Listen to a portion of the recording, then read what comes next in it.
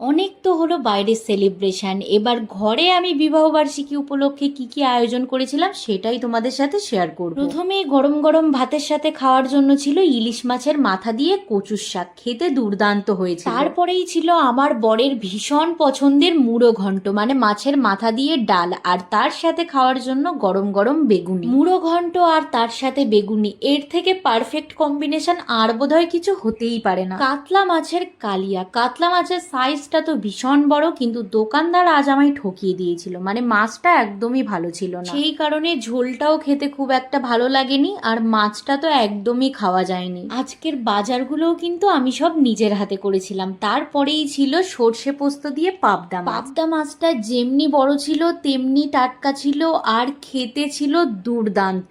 ইলিশ মাছ না থাকলে তো সবটাই ইনকমপ্লিট, কারণ আমার বরের সব থেকে পছন্দের মাছ হলো ইলিশ মাছ, আর সর্ষে ইলিশ মানেই তো বাঙালির ইমোশন। কাঁচা লঙ্কায় আর কাঁচা সর্ষের তেলে ইলিশ মাছের স্বাদ যেন দ্বিগুণ বেড়ে যায়। এরপরেই ছিল আলু দিয়ে চিকেন কষা। বরমশাই বলেই দিয়েছিলেন মাংসে কিন্তু এক ফোঁটাও জল দেবে না, পুরো কষা কষা করে রান্না করবে, সেই মতোই আমি জল ছাড়া একদম কষা মাংস রান্না করেছিলাম। লেবুর রস চিপে পেঁয়াজ আলু আর মাংস দিয়ে খেতে দুর্দান্ত লেগেছিল। তারপরেই ছিল টক মিষ্টি ফ্লেভারের এই আমের চাটনি। পাতলা পাতলা করে আমের চাটনি খেতে আমাদের ভীষণ ভালো লাগে। মিষ্টি মুখের জন্য ছিল সিমাইয়ের পায়েস।